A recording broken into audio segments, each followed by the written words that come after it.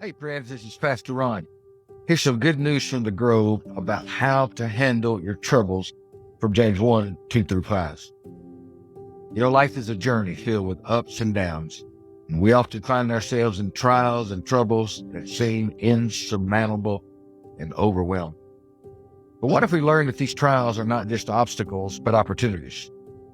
Opportunities to grow, to learn, to find joy, patience, wisdom, and a stronger connection to God. Let's dive into the spiritual perspective on overcoming life's troubles. Imagine standing in the middle of the storm. The rain is pouring, the wind is blowing, thunder's clapping, and the lightning is striking. Now consider this: how can you find joy in the midst of all this? What if the storm is an opportunity? James presents us with some insights here in the first chapter. He says, number one, count it all joy when you fall into various trials.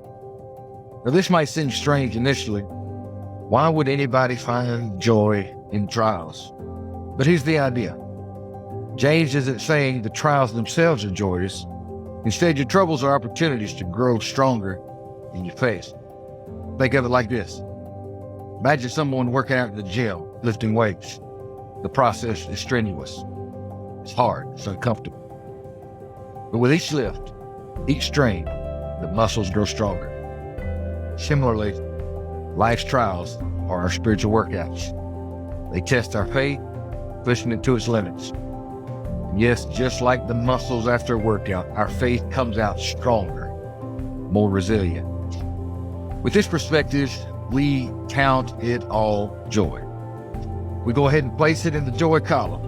All this trouble, knowing God is up to something good. James adds that the testing of our faith produces patience. It's not only about growing stronger in faith, it's about gaining more patience too.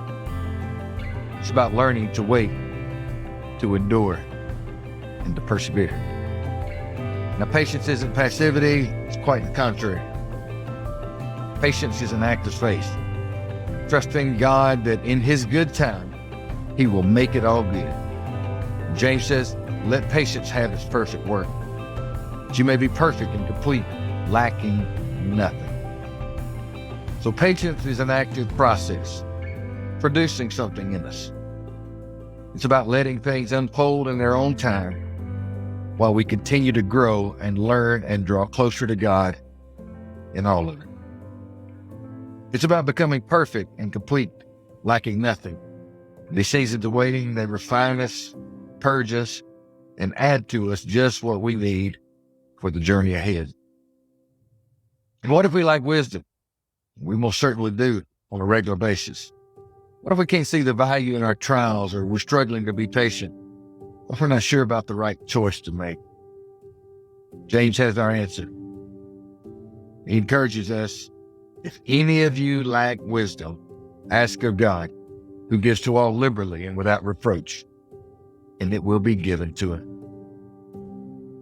So in times of trouble, we're encouraged to turn to God for wisdom, and this wisdom is given in abundance without reproach, meaning without criticism or judgment. Asking is a humble act of faith. God honors this, hears your cry, and responds with what you need when you need it. Now let's review the key points from James 1. Verses 2 through 5. First of all, trials and troubles are opportunities for grace. They're not punishments. They're chances to become stronger and more resilient, faithful. Second, these trials cultivate patience in our hearts. Allow patience to do its perfect work in making you complete, so you lack nothing for the next part of your journey. And finally, if you find yourself lacking wisdom, don't hesitate to ask God to help you.